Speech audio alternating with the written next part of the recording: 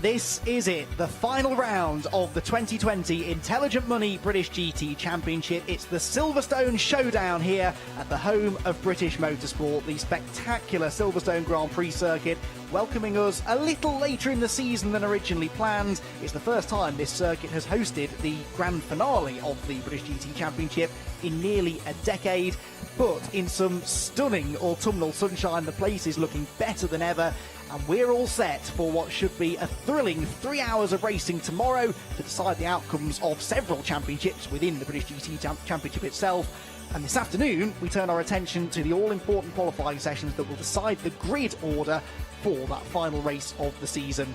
Andy McEwen up here in the commentary box. It's my pleasure to be talking you through the action once again this weekend. I'm delighted to be joined once more by Joe Osborne, who's been splitting his duties this year, racing in not only the British GT Championship, but seemingly every GT Championship going around Europe. He's made time in his busy schedule to join us this weekend, though, Joe, and I don't know about you, but I'm quite nervous ahead of this. There is so much on the line, so many stories to cover. It's going to be good, isn't it? I think it's going to be epic. It's got so many ingredients to be a super special race. We're looking at one of them there in the form of Jensen Button in his magnificent, I couldn't choose which one to go with there, 720S GT3, as we see the championship standings. And that's another interesting dynamic that we're going to see play out. There's 4 cars really that can win the championship and 2 at the front, very, very close points-wise. Yeah, Patrick Kujala and Sam Dehaan in the Ram Racing Mercedes have a 6-point lead over Rob Collard and Sandy Mitchell, and then their teammates at Barwell Motorsport in the sister Lamborghini, Adam Ballon and Phil Keane, 2nd and 3rd respectively. James Baldwin and Michael O'Brien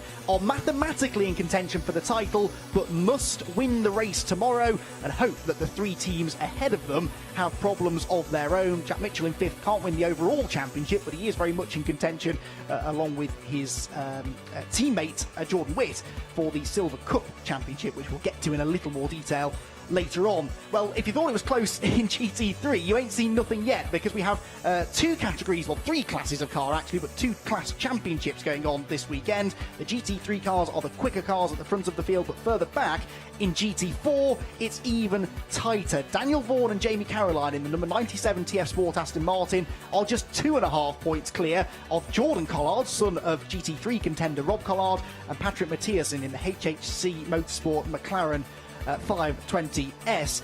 Also in contention are Conor O'Brien and Patrick Kibble in the 2nd TF car, Academy Motorsports Matt Cowley in the Ford Mustang, and the 2nd HHC car of Gus Bowers and Chris Westmail, all in contention. Well, let's head down to the pit lane, shall we? See what's going on down there with David Addison.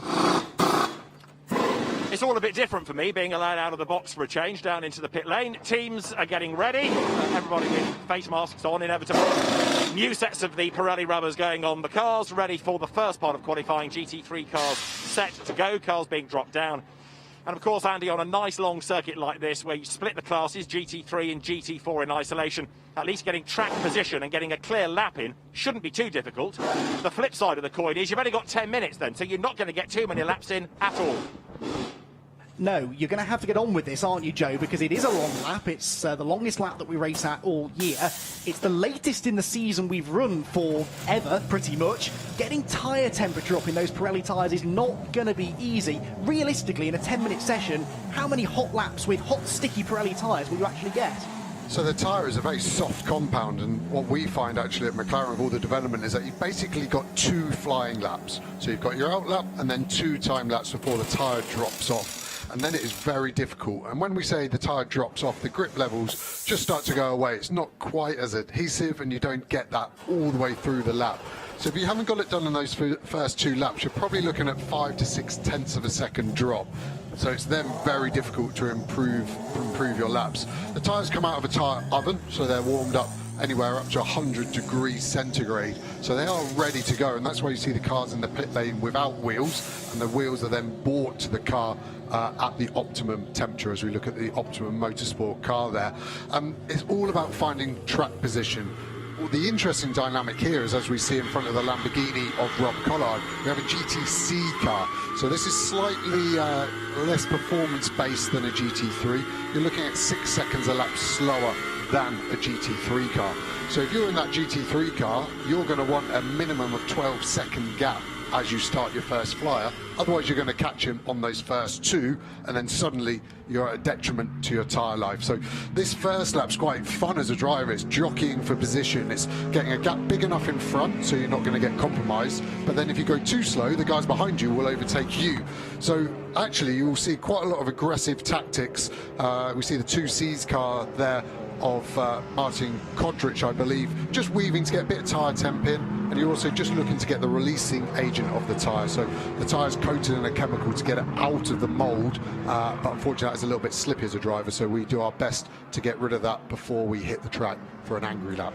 So for those of you new to the championship, and I know there will be many of you tuning in perhaps for the first time for this very special event, the final round of the series, let me just run you through how qualifying works. It is an hour's track time split into 4 10-minute sessions with a bit of downtime between each session. There are 4 sessions because each car is shared by 2 drivers, generally a pro driver and an AM driver, but in many cases as well these days 2 silver graded drivers. Each driver in each car gets a 10-minute session to themselves. So this is session number 1, driver number 1 for the GT3 and GTC teams heads out. Their fastest time is then added to the fastest time of driver 2, who goes out in the second session, and it is the combined time across both drivers in the car which will decide the eventual grid order. The same then happens with GT4 a little bit later on, and after the hour is complete we have our full grid. So this is not necessarily the session that will ultimately decide the way they'll line up for tomorrow's 3-hour race, but it certainly will have a bearing. Now, so far this weekend, Joe, it's been interesting to watch the free practice times as they've been coming in. The teams, many of them were testing here yesterday. We've had 2 60-minute practice sessions today. It's front-engine cars. We'll finish that point in a moment, because number 9 car, Angus Fender, in the 2C's Motorsport car, is all at sea, having parked at the side of the road going into Village. That looks mechanical rather than a mistake. The lights are back on, the car fires back up. Joe, you know these things like the back of your hand. What might that be? Yeah, interesting. You see a bit of dust in the background, like he'd run wide, which would be pretty exceptional for an outlap. But it does look like he's power cycle and centre, and I was fortunate enough to be one of the main development drivers for the 720S GT3, so I do know it like the back of my hand. And sometimes, unfortunately, you do just get a sensor issue and the car needs to go off and on again. And hopefully for Angus, that's all he needed, and he can get on his merry way. And yeah, we're going to start to see these times coming in thick and fast. We've got a few guys still only just leaving the pit lane, so it will be an interesting dynamic. The guy who goes fastest first won't necessarily be the guy who's there at the end of the session. Yeah, it's the biggest grid we've had all year, 37 cars. It's actually the biggest single race entry we've had since Donington Park in 2014. So there are 25 cars across the GT3s, 20 of those, and 5 of the GTC cars, which are all out on circuit. So it's a pretty full grid, even just for this one session. So it does take them all a bit of a while to get out there and get up to speed. Just before the lap times start coming in then, as I was starting to say a moment ago, Joe, this is a front-engined car circuit, isn't it? These long, constant radius, high-speed corners. You need the grip over the front of the car. One of the great things about this championship is you do have variety. You've got the front-engined Aston Martins and Mercedes, the mid-engined Lamborghinis and McLarens. This does seem to be a circuit that, in theory, doesn't suit those mid-engine cars quite so well. Yeah, I think you're correct in some ways and wrong in others, and I'll tell you exactly why I think you're wrong. I think the advantage this time of year is that the front engine cars have a more even weight distribution, so that's better at bringing the front tyre up to temperature, whereas the mid-engine car, as we see in Formula 1, is the quickest way of making a car. But then when the balance of performance gets involved to make all of these brilliant cars do exactly the same speed, as I'm told by the authorities above me, then the little nuances of chassis dynamics comes into play. And what you're alluding to is completely right, and I think at the moment in time the front engine boys have got a little advantage, but we may see that change over a stint. I think the mid-engine cars look after their tyres better, so that's another dynamic, as we see Chris Buncombe finishing his first flying lap directly behind his teammate, the world's fastest gamer James Baldwin, and they're slightly lower than potentially they would want to be. That was Buncombe going up to P10, so it'll be interesting to see where he can end up before he hands that car over to obviously former Formula 1 world champion Jensen Button. Yes, who will be out in session 2 because session 1 is for the AM drivers or the slower silver graded drivers. So in theory, the next session should be the really quick one. But yes, this number 3 McLaren, the second car this weekend being run by the Jensen Team Rocket RJL squad, is the one that Chris Buncombe shares with 2009 Formula 1 world champion Jensen Button, who never had a podium at Silverstone in all of his years of Formula 1 competition. He had 2 fourth places and a 5th on his debut, actually, back in the year 2000, which I can hardly believe was 20 years ago, driving a Williams, and now he will be at the wheel of a McLaren as the team that he spent the final few years of his F1 career with, but a rather different car. He's not driven the GT3 car, certainly in the dry before today, and I think he was saying the other day this is one of the original test cars from McLaren. It's a very old car, it's done a lot of miles, but it is still going to be reliable, I'm sure, and hopefully we'll see it toward the sharp end. At the sharp end, by the way, it's one of our championship contenders that is quickest right now, Rob Collard in the number 78 Barwell Motorsport Lamborghini with a 1:59.232. That is the fastest time so far in the session, but the fastest time we've seen so far today across practice was a 1:58.1 set by the number 6 round racing car of Yelmer Berman in FP1. So we've got a little bit more time to find. Lewis Proctor is second for Optimum Motorsport in their number 96 McLaren, and Giacomo Petrobelli in the number 38 car, which is the other Optimum car, isn't it? It's the Aston Martin, excuse me, that he shares with Tom Canning. Good to see Aston Martin and TF Sport back in the GT3 ranks. He is third quickest at the moment, but I think, Joe, that is all going to start changing. Arguably, it's the last lap of the session that should be the quickest. Yeah, definitely. We saw the Optimum car leaving the pit lane late, the 96 of Lewis Proctor. He's actually up to third now, and on a purple one, as we see James Baldwin, the guy I was speaking earlier, the world's fastest gamer. So this time last year, he was sitting at home in his pants probably playing the PlayStation, and now he's currently pole position by nearly 0.2 of a second over Collard. So the timing screens are really lighting up. We're starting to see some guys go quickly as the cameraman does my job perfectly and goes on to Loggy, who's on a purple sector 1 and a green sector 2. When we say purple, this is fastest overall, so no one's been faster than him in that sector, and you can see that on the timing graphics. Nearly 2.5 tenths quicker than anyone in sector 1. Sector 2, and then unfortunately sector 3 is now 0.15 off the fastest lap, so he's got one last little sector to go into Luffield, the longest corner possible. The sunlight in Ian Loggy's eyes, looking like a demon, not blinking at all.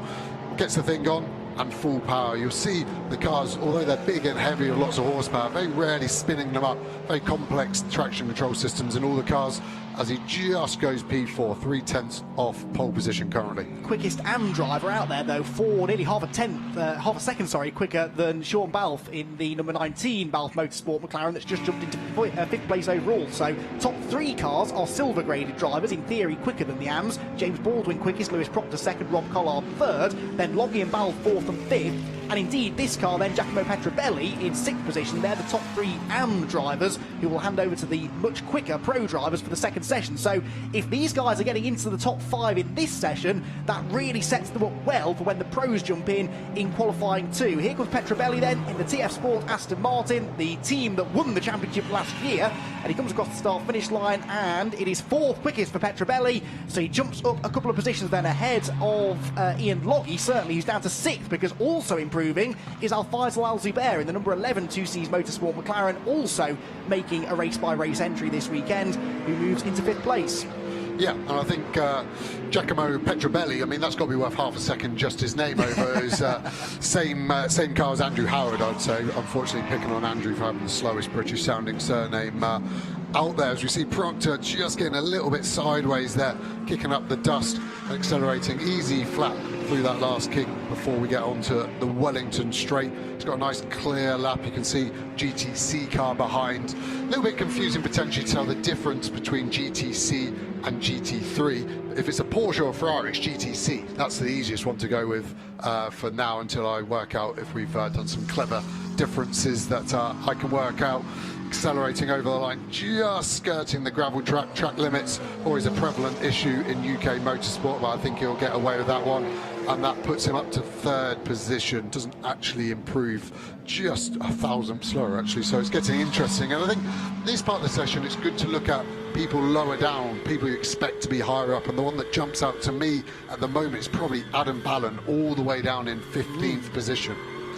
Yes, that's a good point. I was about to mention Sam Dahan, who is only 7th championship leader, who we ride on board with now, I believe, heading out of Club Corner. But you're absolutely right. Adam Ballon, 3rd in the championship, and he's just seen the checkered flag and didn't improve. So the car that he shares with Phil Keane, only 15th quickest after this first part of qualifying, with others behind him going quicker as well. This is Sam Dahan then, who arrives here 6 points in the championship lead, along with his teammate Patrick Kujala. He is 7th quickest at the moment, the 5th highest placed silver graded driver, who arguably should be a bit further up the order. The car we're watching now, though, is going very, very quickly. James Baldwin, 2nd place at the moment, half a second off pole, but his middle sector is a purple, his 1st and 3rd sectors a personal best. He's got the GTC Ferrari in front to give him a handy slipstream across the start-finish line. Let's hope that didn't delay him too much through Luffield. Can this be a provisional pole position time?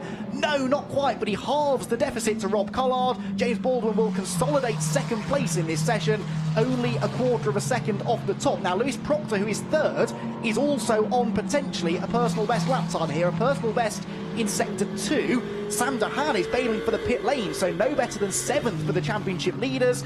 Remember, that number 2 car that just went 2nd quickest must win the race tomorrow in order to have a chance of the championship, and they're placing themselves well after this first part of qualifying. I'm hanging on before I run down the order, though, just to see what Lewis Proctor can do in the number 96 McLaren, which is still looking for its first victory of the year, remember. It was a long way down the queue. I can see out of the window, it's just coming out of the final corner. It will appear in shot there, and he is very much on it, right up to the edge of the curb. The 3rd sector wasn't an improvement, though, so this might not be enough to challenge for pole. Can he move on to the provisional front row? The answer is, ultimately, no. It's an improvement in time, but not in position. So it will be 3rd place in this first session for Lewis Proctor in the Optimum McLaren. It's Rob Collard quickest in the number 78 Barwell Motorsport Lamborghini. The car that sits 2nd in the championship is fastest after the first part of qualifying. James Baldwin is 2nd in the number 2 McLaren. Lewis Proctor, who's on your screen now, 3rd quickest. Giacomo Petrobelli was 4th. And then it was Al Faisal Al Zubair in 5th. We'll have a look then at how the results line up after that. Remember, this is only part 1. We add this time to the fastest time from each car in the next session, so this is not the grid, but it will have some bearing, no doubt, on who ends up on pole. At the moment, provisionally, it is Rob Collard and Sandy Mitchell then, but Mitchell yet to go. James Baldwin 2nd, Ollie Wilkinson 3rd, Giacomo Petrobelli was 4th, and it was Al Faisal Al Zubair, according to the timing screen, who was out in the 5th placed McLaren. Ian Loggey 6th, Patrick Kujala, Sam Dahan, was 7th, and he is the championship leader. Remember, then it was Sean Balfe 8th, 9th place Angus Fender, and Richard Williams in the Audi, who we didn't really get to see, was in 10th position. In GTC, by the way, the fastest car was the number 24, which is the only car being shared by 3 drivers, and that car was being driven by Lucky Kera. At the top of the times, though, it was Rob Collard, championship contender, who was on pole, who was quickest. Rob, really good start to the weekend, and that was very close indeed. We're just talking tenths at the end of the session. Yeah, absolutely. The Barwell Lamborghini has been fantastic today. It's my first pole position. I think we've got pole. They said on the radio I had pole, but the cars are still going round, so fingers crossed we've managed to get the last one of the year.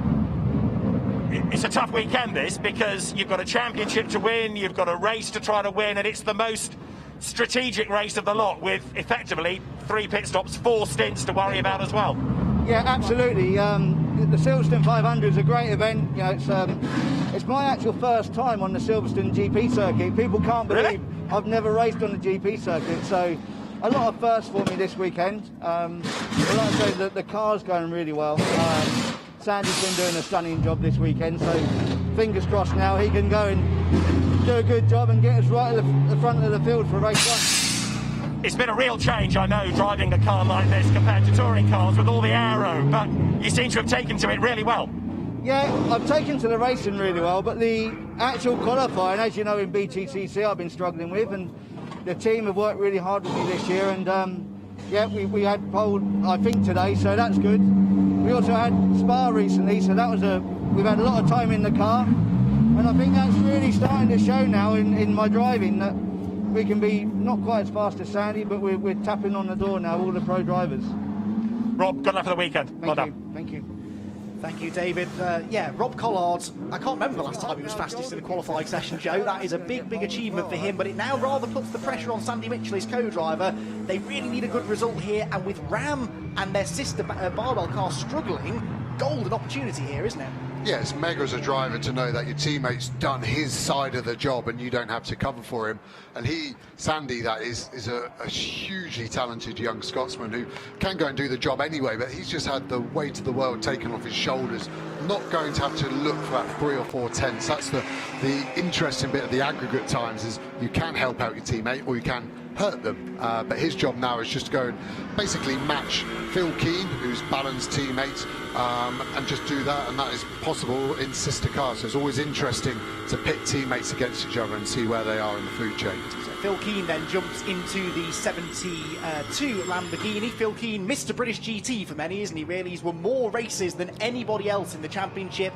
He took his 17th victory, 17 after Snetterton last time. 17 doesn't sound like a lot when you compare it to 90-odd Formula 1 wins for Lewis Hamilton, but we only tend to have about 7 or so races a year. Phil Keane's been competing in the championship for longer than I care to remember, and probably longer than he cares to remember as well. And he did break the tie that he had actually with Johnny Adam, who was also racing here this weekend. They were on 16 wins apiece before Snetterton, but Phil Keane and Adam Ballon were able to win that second race. It does mean, though, that they have a 20-second success penalty to carry into the final pit stop. We'll get into this in more detail tomorrow, but basically if you're on the podium in the previous race in either GT3 or GT4, then you have to spend extra time in the pit lane in your final mandatory stop. There are 3 mandatory stops in the 3-hour race tomorrow. That could well leave them with an insurmountable mountain to climb. On board with Sandy Mitchell then, the car that sits on provisional GT3 pole. And Joe, as he heads through one of the most famous sequences of corners in British motorsport, talk us around a lap. So he's just finishing the last part of Magnus Beckett's. You can see the rev lights on the top of his dash. They'll start to illuminate all the way up and they'll just shift up. You see the gear number in the middle. He's now in 5th gear. He'll be grabbing 6th any time now. And then depending on how confident he is, it's either a 4th or a 3rd gear corner here in Stowe. So let's count them down. 1, 2, and he's got 3rd really late. So he basically only wanted that 3rd gear for the acceleration, not the engine braking. So he's obviously confident in the rear end of that Lamborghini as he's hard onto the brake. 2nd gear into the first part of club. Reprofiled those years ago now, and it makes this second part very difficult to stay on the track and full throttle. But he's nice and legal, he won't have any problems with that. But unfortunately 2 GTC cars in front of him, he's going to catch them most probably on the brakes the next time by. The Porsche won't have ABS. Hopefully he's going to give him space, which he does, and he's going to be in on that Ferrari most probably in sector 4 on this lap. Hard on the throttle, on the brakes, get the front end in, patience and go. 600 horsepower or so in this Lamborghini Huracan.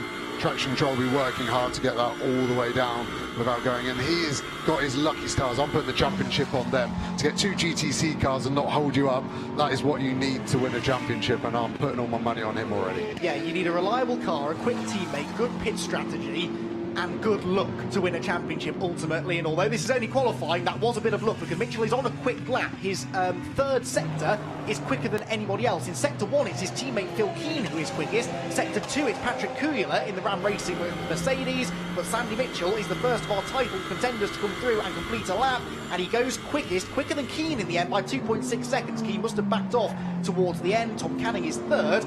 And here is the man himself, Jensen Button. I'm sure many of you at home tuning in to see how Jensen gets on. It's worth pointing out, isn't it, Joe, that he's not completely alien to GT-style racing. He was the Super GT champion a couple of years ago over in Asia. But GT3 is something he doesn't have a lot of experience with. How hard is this transition going to be for him, realistically? Yeah, I mean, it's a car at the end of the day, and I think he knows how to drive one of them, but there are special nuances between each car and GT3, let alone when he's coming new into a category. He hadn't driven this car on slicks until this weekend, so that's a huge ask for him. And I've got the utmost respect for someone on a pedestal like Jensen to come in and put his neck on the line. Shows you how much confidence he's got, and just having fun with a school friend, Chris Bunker. What a great sort of story that is, to have your teammate as an old school friend.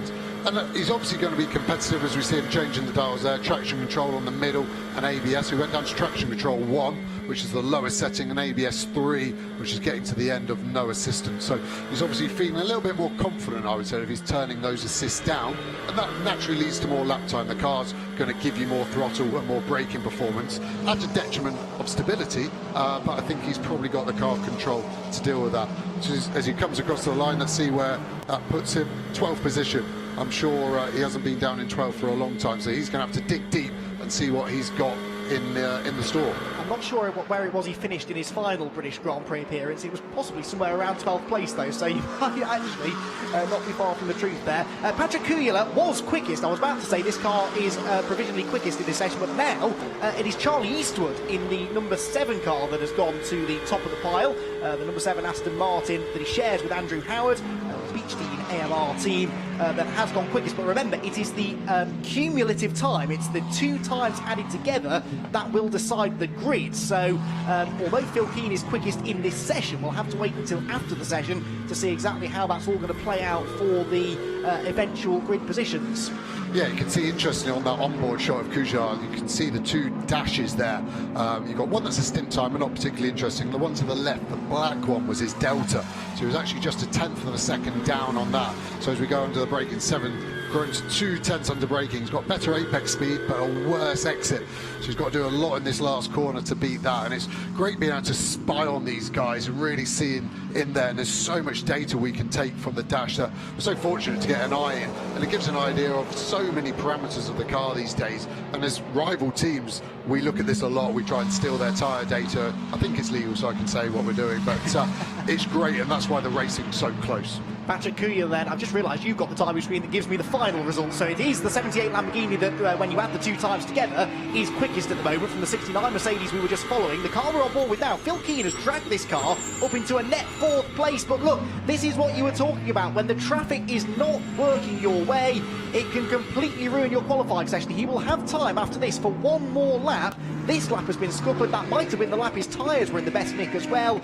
Has that cost him a shot, maybe, at getting that car into the front few rows? Definitely, and he's got to work hard to get a gap. He's only got about 30 seconds left this lap before he starts the next one. So he's going to clear the Porsche, and I think he's a bit aggrieved, and that's why he's hanging that Porsche out to dry. But then Canning isn't as quick, so you can see he's now backing off, getting that gap. And I mean, that Porsche is going to be rather aggrieved with that situation. He's allowed to be out there quite rightly, but I think you've called it. This will be his last flying lap now. We haven't got enough time for any more, but the drop-off in tyre around here is huge. These Pirellis are so good on the first 2, and then they just lose that bit of performance. So that's what I was talking about with Sandy Mitchell. That's the luck you need as a driver. There's sometimes not a lot you can do. It is down to luck. Yes, track positioning can be helped from the pit wall, but when the cars are 6 seconds a lap slower, it's so difficult to read that positioning. Jelmer Berman in the number 6 Ram Racing Mercedes has just set the 3rd fastest lap time of this session, and it moves the car into 2nd place overall now on combined times, critically 1 place ahead of its championship contending teammate. But this car is also fighting for the Pro-Am Championship. I mentioned that we have some Pro-Am and some Silver Cup cars. Well, there are separate championships for each, and the Pro-Am Championship, the top 2 are covered by just a single point coming into this final round of the season. It is the 72 Barwell car that is ahead of the number 6 car by a point, but of course the 72 we've seen is having all sorts of bother out there. Only 5th place on combined times for Phil Keane in the 72 car. Jelmer Berman, though, is he on a better lap? Well, not really. He's not set any personal best sectors, but will have time for one more lap after this. So Phil Keane quickest in this session in the number 72 Lamborghini. Charlie Eastwood, number 7, is 2nd. This car is 3rd quickest with Jelmer Berman. His teammate Patrick Kujala is 4th, and Sandy Mitchell in the 78 Lamborghini is 5th, but that is still enough to put Sandy Mitchell and Rob Collard on provisional pole position by half a second. Jelmer Berman comes through and does not improve that time around, so he stays in 3rd place as we ride on board with Jensen Button. Now, how's he getting on? Jensen is 19th quickest in the session at the moment. He's about to cross the start-finish line to stay in 19th, and on combined times it puts them 18th. So he's going to have his hands full, isn't he, tomorrow? I think whoever decides to start that car, it will probably be Chris Buncombe, is going to be very busy in that first stint. Yeah, he's going to have a lot of fun. He's going to see what GT racing is about, and British GT is notoriously difficult to be clean in that sort of area of the pack. There's lots of people always wanting to go forward, surprisingly. So when you're in 18th, for example, as they potentially going to be, you've got 17 cars in front of you, you always want to go forward as well. So we're going to see a lot of action, and it's 3 hours, so we've got plenty of time for that to pan out tomorrow. Andrea Caldarelli in the number 18 WPR Motorsport Lamborghini that we haven't yet seen has just gone 4th quickest in this session, which puts that car into 7th outright, as many teams now decide to call it a day. But there are still cars out there running. Phil Keane has pitted in the car that is quickest in the session, and so is his teammate Sandy Mitchell. So we're not likely to see any improvements from the cars that are quickest in A, this session, and B, outright. But Charlie Eastwood is on an absolute mission on this lap. We're watching Johnny Adam in the number 1 Garage 59 entered Aston Martin, the outgoing champion Johnny Adam, who won in pretty dramatic circumstances at Donington Park last year after a post-race penalty for another car managed to change things around in the final championship order. Johnny is 9th quickest in this session and 13th overall when you combine the two times together. But it is the number 7 car of Charlie Eastwood that was absolutely flying, and here it comes, the Beach Team car out of into the final sector now, actually just ahead of Jensen Button in the number 3 McLaren. Eastwood's first sector was faster than anybody. His second sector was a personal best. He's less than 2/10 off Phil Keane's time in this session, and the car currently sits down in 8th place on combined times, a second off pole. I don't think this is a pole position time for Charlie Eastwood, but the young Irish star is about to come across the line to set what should be this car's fastest lap of the session. Can they improve? They are 8th on the provisional grid at the moment. The lap is completed, and disappointingly, no, it was an improvement in time. No, it wasn't. The final sector went away from him. So Charlie Eastwood, although it looked as though he was on for a good lap, sadly, in the end, no significant improvement. So it's Phil Keane in the 72 Lamborghini that is quickest in part 2 of qualifying, with number 7 Charlie Eastwood 2nd, number 6 Jelmer Berman 3rd, number 18 Andrea Caldarelli 4th, and 69 Patrick Kujala was 5th quickest. Now, that means that on provisional pole, when you combine those times together, it will be the 78 car on pole position. But Joe, we've got 4 of the 5 championship, all 4 of the championship contenders, I beg your pardon, in the top 5 on the grid. We couldn't really have scripted that much better, could we? No, that's brilliant, and that's going to be hugely, hugely interesting tomorrow. The interesting one there is, for me, Ian Loggy has done amazing there. Pro-Am car 2nd overall. You can see the car he shares with Jelmer Berman, less than half a second off 2 silver graded drivers, and you can see the Pro-Am and the silver differences on the screen there. If it's a black number, that is a silver car, and if it's a gold, that's a Pro-Am. So you can see there's a good mix, and the championship do as well as they can to equate that handicap, to be fair, but normally you see in qualifying the silvers with that slight advantage. This then is your provisional grid for the Silverstone showdown tomorrow. Sandy Mitchell and Rob Collard get pole position, with Jelmer Berman and Ian Loggy due to line up alongside them. Their Ram Racing teammate in 3rd position for Sam Dahan and Patrick Kujala. As there on the right, Jensen Button walks away. On the left, James Baldwin, world's fastest gamer last year, has a debrief with the team.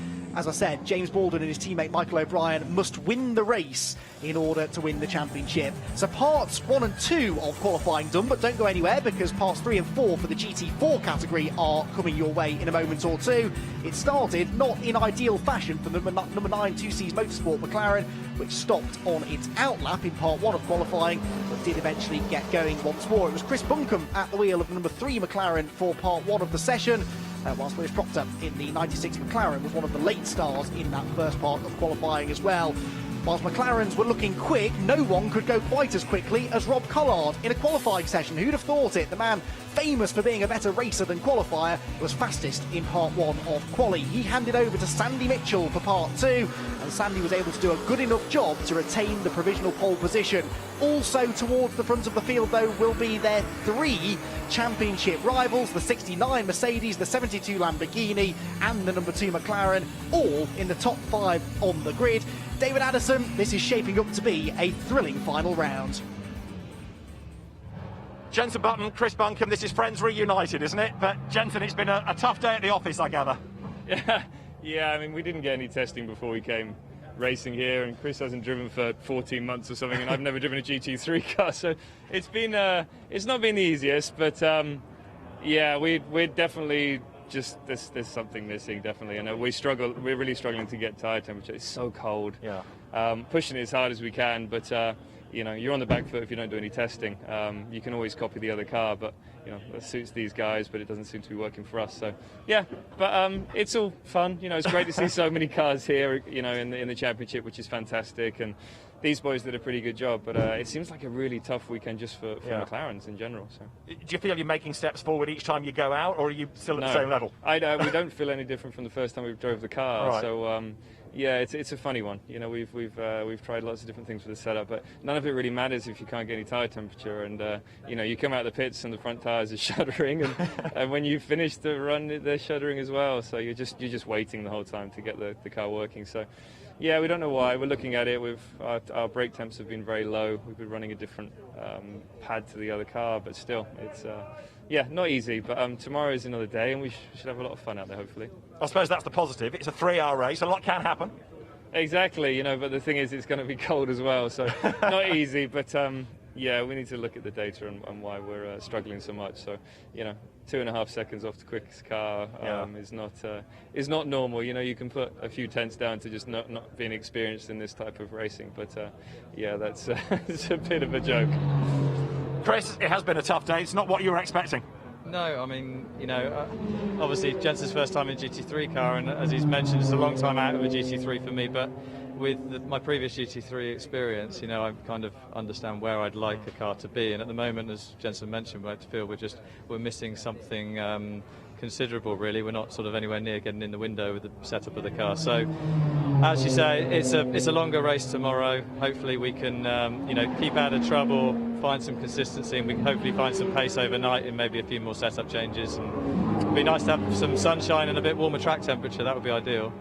Fingers crossed for everything. The weather, the car, the performance. Guys, good luck. Thanks very much. Let it rain. Let it rain was that he said. Well, of course, Jensen renowned for being very good in the wet. The McLaren maybe not so much, but Jensen a very smooth driver, and yeah, it will be interesting to see how his British GT debut goes tomorrow. Don't forget as well, Joe, I mean, these two, they're not just good friends, but they are co-owners of that team. Jensen investing in the sport, not just driving this weekend, but that team, the sister car, of course, being a championship contender in the championship. It is fantastic to have names like that on board, and even more exciting to have him racing with us this weekend. Yeah, and I think you're seeing the realisation of how everything needs to be bang on, even at this level of motorsport for Jensen. It is a big step down, although GT3 is something I love and I think is a hugely professional sport.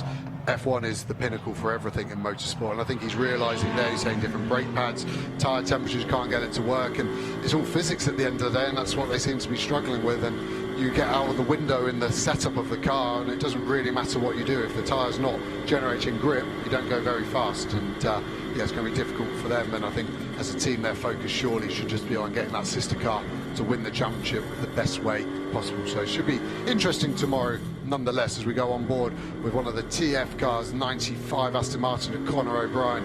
Driven so well this year, Conor.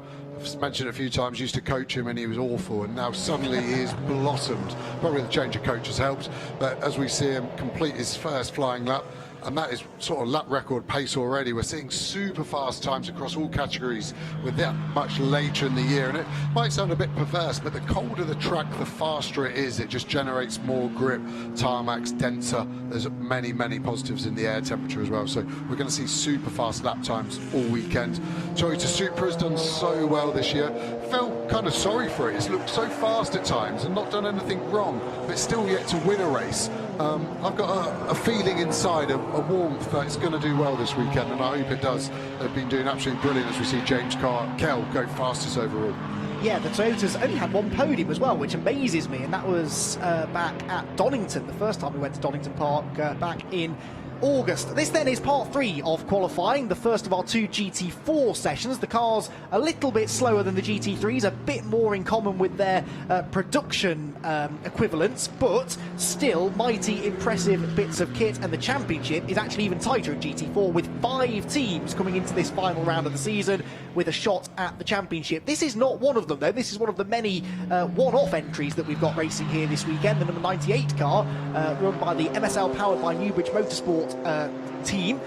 which is a pretty snappy title, I'm sure you'll agree. But James Dorlin is at the wheel of the car now. He shares this car with Alex Toth-Jones, and that car is currently third quickest in the session. The ones we're watching for championship-wise then, the two highlighter pens, as David Addison dubbed them earlier in the season, two bright yellow TF Sport Aston Martins, number 97 and 95, first and third respectively in the championship. Sandwiched between them is the first of the two HHC Motorsport McLarens, also in contention, and that is the Jordan Collard and Patrick Mathiasen car, which is the 58 car, and the sister car, the 57, mathematically in contention as well, because Bowes and Chris Westmail. And in amongst them all is the Ford Mustang, Matt Cowley, who has had a couple of different co-drivers this year, therefore it is only him that can win the championship in that car, rather than the driver that he shares it with, which is Will Moore once again this weekend.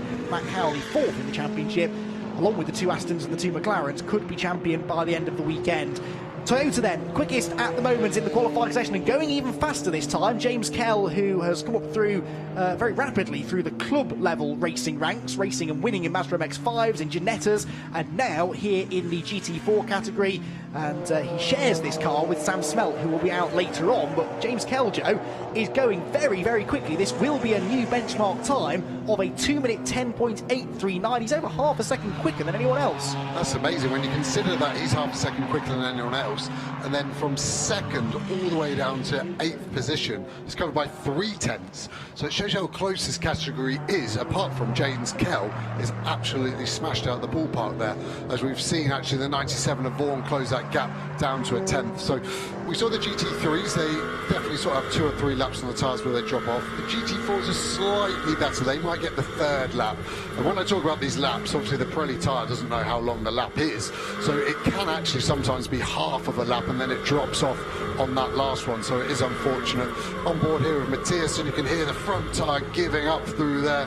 A little bit too much understeer if I was trying to get a slightly better lap time from the 570. It is difficult with these more road car based cars, as you said. They don't quite have the downforce, so their grip is generated more percentage wise from the tyre, which makes it more difficult sometimes to get the setup just right. You really see these things pitching.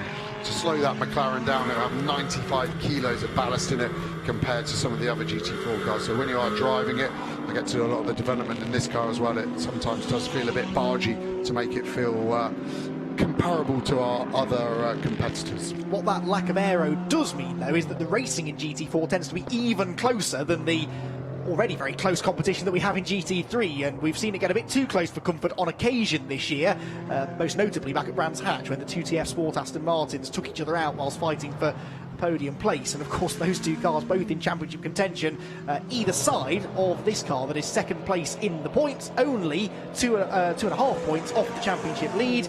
And Patrick Mathiasen will come through now, 7th at the moment. Does he improve? No. So again, a bit like in GT3, the McLarens don't seem to be going as well here at Silverstone as they have at some other circuits earlier in the year.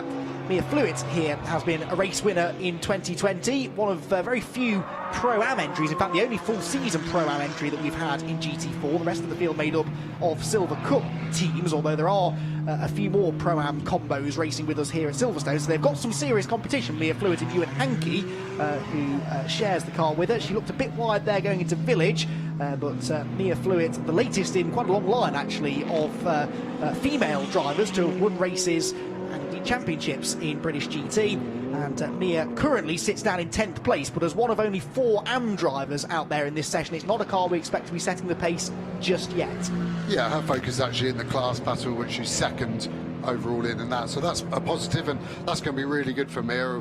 Known Mia for quite a few years now, coming through the ranks internally at McLaren, and she's won our pure McLaren championship twice in a row. As we see her actually box, she would have decided she can't improve that lap time, so save the tyres. These tyres will have to be used tomorrow in the race. We see the 97 car there hammering it down the back straight, but it's actually another Aston Martin, James Dorlin, that has gone quickest overall. So James returning to the championship after last year nearly winning the championship, in fact, in the McLaren. Now in the Aston Martin, he's done a brilliant job. Keller's also on a lap in that Toyota, and he's only half a tenth behind, so we're seeing some super tight gaps in this GT4 qualifying so far. Yeah, the Toyota not fighting for a championship. This car most definitely is. So this has to be a good lap here from Dan Vaughan. He's not improving on this, what will be his final lap of the session, because the checkered flag is out. He is currently third quickest, but only just over a tenth and a half away from the fastest time set by James Dorlin. So James Dorlin in that number 98 Aston Martin, not run out of the same stable as the TF Sport car you're following on screen now, but a similar car that in theory should be just as quick around here, and indeed appears to be so, because the second sector for Dan Vaughan is quicker than anybody else, but his first sector was a good 0.3 of a second slower than James Kell. So James Kell on a good lap, he will get to the finish line first, and then Dan Vaughan will be about 15 or so seconds behind him. So James Kell's time will come in imminently. He's about to come out of the final corner as Dan Vaughan goes into the third from last corner. He gets a lot of curve there through Brooklands. James Kell's time, I think, is going to move him onto pole position. It doesn't. The final sector, the tyres didn't have anything left in them for that final sector, so Kell stays second, half a tenth off pole, and Dan Vaughan has the same problem, I think, and dives for the pit lane. That's exactly what you were saying. The lap times from both Kell and Vaughan looked odds on to go to the top of the pile until sector 3, and then they just run out of grip. Like I've said every race this year, it's a curse always being right, and yet again I'm proven there. And yeah, it's a long lap at Silverstone, nearly 7 kilometres, so it's even more enhanced than some of the smaller circuits we go to. That divide of, is it this lap or is it going to drop off? And it definitely looked like 1 and 2 were on, and then sector 3 halfway around the lap all started to unravel, and smartly both save those tyres and come in a little bit earlier. You also have a really short turnaround time in between these sessions, so if you do finish that lap, your teammate is actually going to get in the car after the session has started, so you kind of have to be a little bit selfless and give the car to your teammate in the best possible position. So James Dorlin, fastest in part 1 of GT4 qualifying. The pro drivers, or the quicker silver drivers, will be out in a moment to finalise the grid. James Kell, second in the Toyota. Dan Vaughan was third quickest for TF Sport. Will Moore in the Ford Mustang. Remember, he can't win the championship, but his co-driver Matt Cowley very much can. They were fourth quickest, and then fifth position was the quickest of the AM drivers. An impressive result, that's the Rob Weldon driven Century Motorsport number 42 BMW. Conor O'Brien only 6th, Patrick Mathiasen only 7th, and Gus Bowers only 8th. Championship contenders, all 3 of them. Their co-drivers have some work to do in qualifying too. Then Ben Hurst for Century Motorsport in the 43 car is 9th. Mia Flewitt was 10th, second of the AM drivers. 11th place was the 66 of Nick Jones, and we didn't really touch on them, but Nick Jones and Scott Malvern, who'll be racing a GT3 Bentley all year, making the move back to a GT4 Mercedes, the kind with which they were race winners last year. And slowest in the session in the end was the number 20, and that was Lars Dahlmann in one of the many Balf Motorsport McLarens racing with us this weekend. So James Dorlin, it's as if he's never been away, isn't it? I mean, he was a race winner last year, title contender, racing a very different car though, wasn't he? The Tolman Motorsport McLaren.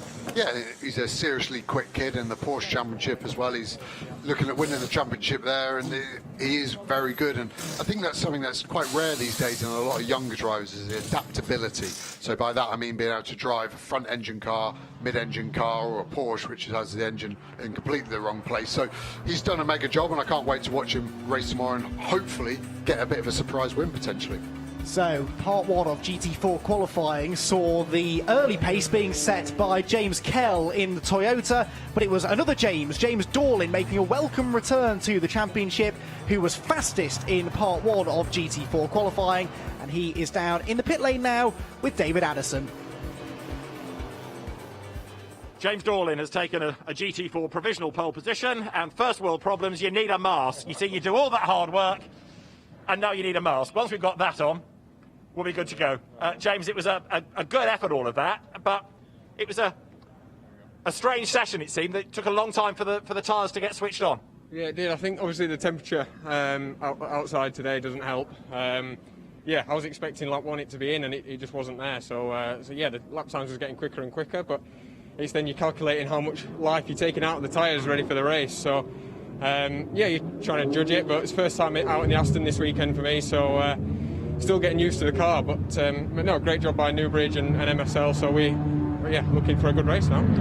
It's a difficult weekend in a sense for you, because you've got the Porsche and a championship to win there as well, haven't you? Yeah, that's right. So we've just done qualifying in the Porsche and put it P2 on the grid, and obviously now we're at the minute P1. So yeah, the transition is a bit tricky, but yeah, so far so good. Okay, now Alex Toth-Jones has just gone out in your car. What can you expect the track to feel like now? Yeah, well, I just said to him there that obviously, like you said, the tyres taking a little bit longer to come in, but yeah, he knows what he's doing. You know, he's experienced, especially in these cars. So it's more him telling me what to do, I think. Job well done so far, James. Well done. Thank you. Cheers. Well, James Dorlin, very, very talented kid, very talented driver. Drivers are having to learn new skills all the time in this new era of racing we're in 2020. And good to see that even James is a bit human. Yeah, I don't think I've seen a worse performance putting a mask on in my whole life. Even the old grannies at Sainsbury's do it better than him. So, yeah, you see how simple drivers are. Go around in circles, fine, but doing a complex task like putting a mask on is too much for them. So, really seeing the sun set here. It's really showing off the yellow headlights. It's not some sort of homage to the French cars of the 80s. It's to help us tomorrow in the race. The GT4s have the yellow headlights and the GT3 and Cs have the normal clear headlights. As a driver, it makes it a little bit easier as well to distinguish who's behind you to kind of work out the closing speed. So all the GT4s have these yellow headlights as a bit of an FYI. Yes, indeed. And that combined with the different coloured graphics that you'll see in the race tomorrow should help you keep abreast of which car is in which class. We've got the GTC cars that add a bit of extra complication to that mix as well this weekend, and we'll do our best tomorrow over the 3 hours to keep you fully up to date with who is doing what in which class. Right, part 2 of the GT4 qualifying session is underway. I've now figured out where the combined qualifying timing screen is, so I can hopefully give you a better idea this time of what we're looking like for the provisional poll. Remember that it is the combined time of the two cars that will make the difference, that will set the grid. And we ride on board here with one of our championship contenders in GT4. It's the 95 car of Patrick Kibble. He's had some good races this year as Patrick, twice a winner. And Joe, this could be the lap that sets his destiny through this final qualifying session of the year. Yeah, great to always ride on board on a race car, and we've done so much of the GT3, so now doing the GT4 is a great way to see the differences. Visually, you can see the speed difference in the aero corners, Maggotts, Beckett's, Chapel, most probably somewhere in the region of 20 to 35 kilometres an hour slow, a little bit wide on the exit. Kibble has a wiggle, and on the way down, Hanger straight. Just looking at his delta, a bit hard to read, but I think that is only pluses, so unfortunately he's a little bit slower. It looks like a tenth slower, and that would have been of his teammate Vaughan so far. So a little bit wide track limits wise. I hope for him the race director's not watching it. You've always got to have a wheel on the racetrack. You can't leave that curb or white line into club full power, looking to get the front end in here without lifting, which is difficult because when you're on the throttle, the majority of the weight sits over the rear axle, so the front end doesn't quite have that bite you want.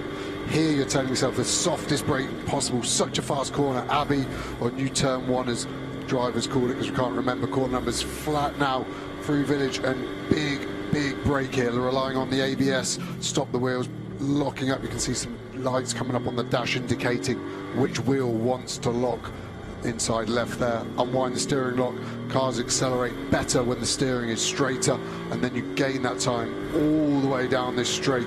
Looks like he's within a tenth of the fastest lap that car's done, so he's done a good job so far. And you're just thinking 2 corners to home, just don't mess up. Pick your braking spot near that polystyrene board on the right.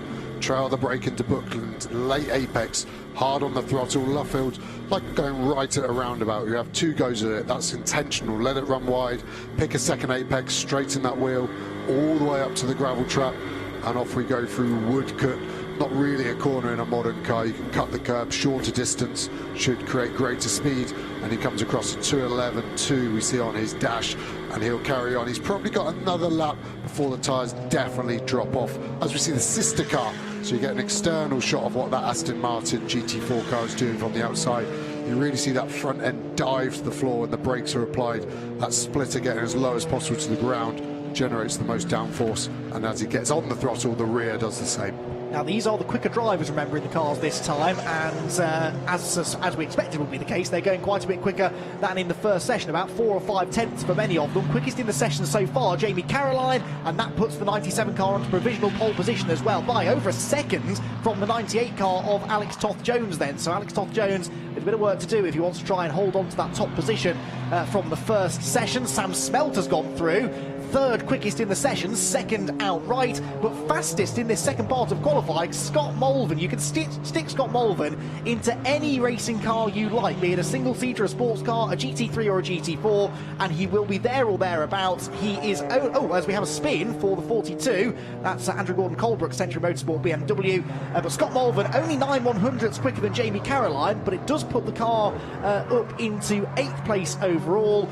Considering they've been driving the big, cumbersome Bentley in GT3 all year, to make the transition back to the Mercedes GT4 and be that quick straight away is such a sign of Mulvin's talent. Yeah, and Scott is someone I've driven against over the years, and we've had some really hard battles on the track, and I think sometimes he wants it off the track as well. He's a big boy, he definitely beat me in a fight, but he has done so well to get back in this car and be that quick, and they've got a long race tomorrow. Nick Jones, the AM in that car, is going to be interesting to see how he goes on, and Scott is going to be able to always hustle a car somewhere near the front of the grid, so that is mightily impressive. As we see Matt Cowley now in that Mustang, it's a big old car that compared to the other GT4s, but they've got that thing really well set up. Academy Motorsport, first year with the car. They had always run Aston Martins previously, so they've done a really, really good job. And I think Cowley, probably in the Mustang, is a dark horse for the championship, in my opinion. Should be a good track for the Mustang, I reckon. And Matt Cowley, remember, arrives here 30 points off the top, so he needs a win and then to hope that the others ahead of him in the points have problems. But that's not unheard of. Stranger things have happened in British GT Championship deciders, and that car looks quick. He is currently 4th quickest in this session, but 3rd on combined times is the Ford Mustang after Will Moore's good effort in part 1 of the qualifying session. Scott Mulvin is coming through to complete another lap. First sector, in fact none of the sectors are improvements this time around, but others behind him are starting to go a bit quicker. Chris Westmail's just jumped up into 6th position, actually ahead of his teammate Jordan Collard, and that is reflected in the overall times as well, 5th and 6th respectively for the two HHC cars. Mulvin, yeah, that time was a 2 minutes 10.4, so he lost half a second that time compared with his first lap, so maybe did just take the best out of those Pirelli tyres on lap 1, an all-out banzai attack on lap 1, but then maybe leaving him with nothing to respond with later in the session. Here is Chris Westmail, who won at Donington Park on his birthday earlier on this year, making his first appearance in GT racing this year, having raced extensively in sort of sports prototypes at club level earlier on in his career. And Chris Westmail in the 57 car goes past the slowing 58 of Jordan Collard. Looking for clean air, do we think, here? Yeah, he's got his indicator on, so he's doing a good job of getting everyone out of everyone's way. There's obviously an onus on you being the slow driver not to impede anyone, and you can get done for it. It's pretty harsh to get a penalty for it, but karma comes around, so if you get out of someone's way that lap, if they're on their next lap and slow down, they're a lot more likely to get out of your way. And I've got a photographic memory of anyone that does me wrong, and I'll remember it for 10 years. So hopefully Jordan's just going a slow lap and then looking to wind it up for one last fly as the clock ticks down. So unlike you racing drivers to hold grudges, isn't it? I can hardly believe that, Joe. I remember when you called me something rude. I've never forgotten. That's why I don't like you. Exactly. Can't you tell?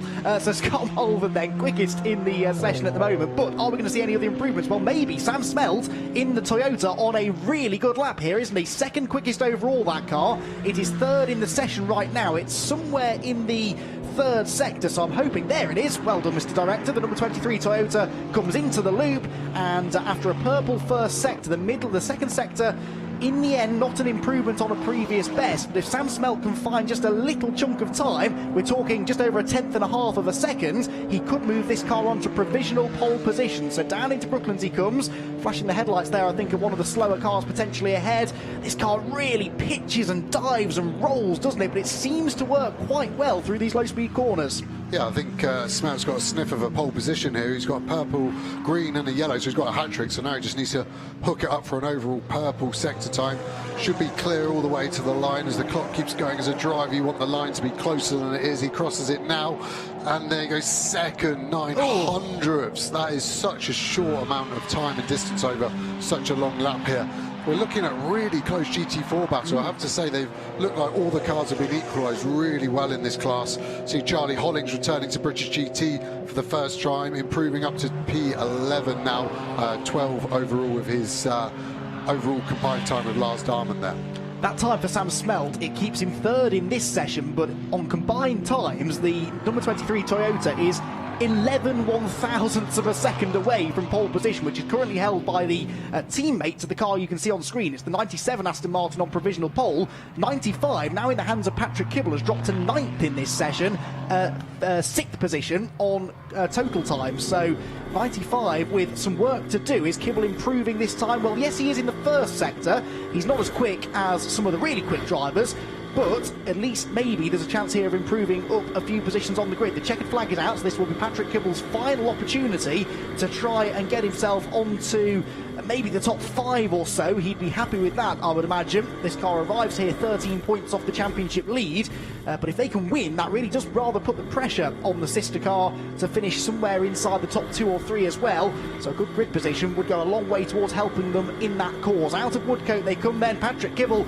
to the start-finish line. 9th place in the session at the moment. Patrick Kibble goes through and doesn't improve, so that car will stay 9th in qualifying session 2 and 6th place on aggregate time. So it looks as though Jamie Caroline and Dan Vaughan might just have done enough here to hang on to the provisional pole. Sam Smelt, who we're following, is on another lap, but he's not improving at the moment, and there is no one still circulating who is going any quicker. So it looks as though the championship leaders in GT4 are going to line up at the front of the grid. But once again, a bit like we saw in GT3, they will have company from other championship rivals towards the front of the field too. Sam Smelt out of the final corner, former British touring car racer, of course, in recent years, making the transition to GTs this season. And where did he pull that time out? In the final sector, he suddenly jumps up to 2nd place in this session and steals the pole position from underneath the nose of TF Sport. Well, I spoke too soon, Joe. I'd written him off there. He wasn't improving in the sectors. I thought for sure the tyres have had the best. And in that final sector, he goes to overall pole position. And, well, you said, and David Addison as well said to me off mic earlier on, this could be the weekend that Speedworks finally get their first win in the championship. It's only qualifying, I know, but that is a really impressive lap time. Yeah, mega. And for the car to be that quick for that long in qualifying, I'm talking about tyres dropping off, that is a really good pace for a race stint. So tomorrow these tyres are going to have to be lasting up to 65, 70 minutes. So suddenly the focus shifts on it being quick over 1 lap to the stint average being as quick as possible. And I would say they're in the box seat for both of those, which is it's a rarity. Normally you've got one or the other and it's always a trade-off, but that Toyota looks properly hooked up round here. And they've got no success penalty either. They were off the podium at Snetterton last time, so yeah, maybe this could be their opportunity to finally bag that first win. So it's the Toyota on provisional pole position then. Let's have a rundown at what the grid will look like in GT4. It's the championship leading Aston Martin that will be second of Jamie Caroline and Dan Vaughan, with Matt Cowley and Will Moore also in title contention, third on the grid. James Dorlin on his return is 4th with Alex Toth-Jones. Gus Bowers and Chris Westmail are 5th with Patrick Kibble and Conor O'Brien, one of the surprises in that session, but not for such positive reasons, only managing 6th quickest. Patrick Mathiasen and Jordan Collard likewise 7th place for the car that is second in the points, and their championship rivals on the front row. Scott Malvern and Nick Jones are 8th with Rob Weldon and Andrew Gordon-Colebrook on the 9th position. Ewan Hankey and Mia Flewitt are next in 10th place ahead of Ben Hurst and Adam Hatfield, and Charlie Hollings with Lars Darman in the Balfe Motorsport McLaren will round out the 12-car GT4 field. Well, we've been bigging up GT3 a lot, quite rightly so, this weekend, but GT4, Joe, is not going to leave us lacking things to talk about tomorrow, I think. If that really tight qualifying session's anything to go by, we're in for a thriller in both classes. Yeah, 1,000,000%. I think what's interesting is the closeness, but also we've seen some pretty dirty driving, I would call it, Brands Hatch, between the two TF cars, and it's rare to see that between teammates. Yeah, it's going to be a really fascinating 3 hours of racing tomorrow. But before that, let's catch up with our provisional GT4 pole sitters.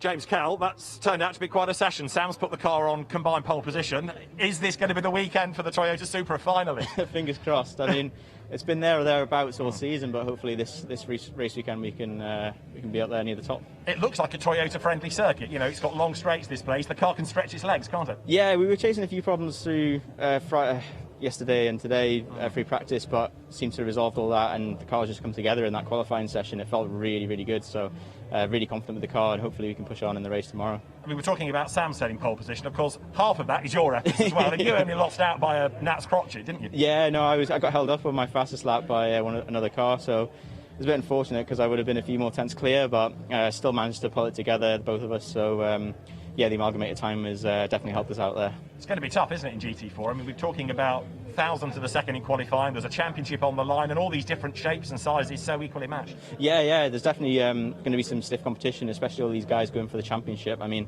you know, with some of our success and some of our affiliates throughout the year, we're not in the fight, but we're definitely still pot hunting this weekend. So we're definitely looking to get at the front. But a 3-hour race, a lot can happen. You've got the different strategies that can play out. So you know, this is only the beginning. Isn't it? Exactly. I mean, we're starting on the front, but it doesn't mean we're going to finish at the front. So yeah, we'll see what happens and just play it by ear and just hope that we can lap consistently and keep the car clean, basically. James, well done on today. Good luck Thank tomorrow. you very much. Cheers. Thanks. Thank you, David. So James Kell then in the Toyota that will line up on pole position tomorrow. And it's going to be a fascinating 3 hours of racing. Well, we've talked a lot about what it takes, Joe, to get a car around this Silverstone Grand Prix circuit really, really quickly. And whilst Jensen Button didn't set the fastest time in his qualifying session earlier on, I think it's still worth watching how he did it. Yeah, Mr. Smooth in Formula 1. Let's see onboard in the GT3 car. Obviously complaining of front end grip, so let's have a look how much steering lock he needs to his corners. It's a soft brake here, should leave it in 6th ideally there, so he's obviously not confident of the front end in my opinion. Get it down to 3rd. You can see the main dash there, the green boxes, they're actually tyre pressures and temp, so they're green on that. I can't quite read the numbers, but they want to be somewhere in the 1.6 to 1.7 bar region. Down into Stowe, super fast. Let's check his gear like we saw with Sandy Mitchell here, 3rd or 4th. Gets into 3rd early, so he's not happy with that car, and you can see what he's talking about. It is only understeering that thing, so the front end lacking grip. When we've got oversteer and it's the rear end, you'll see more opposite lock a little bit there, but that's normal when you're hard on the throttle in 1st or 2nd gear. There's only so much grip a tyre can give you. Unfortunately, I'd always like more. And this car is our development car, McLaren RPO1. I've spent more time in this than anything else, so to speak, in life. And it fits like a glove, and he's treating it nicely, but I can see exactly what he wants. He wants 10% more front-end grip. So he'll be talking with his engineers tonight about getting it. He's just having to wait a little bit long to get the front end in, and then you have to slow the car down more than it feels necessary. And Jensen, better than anyone, knows what the car should be able to do.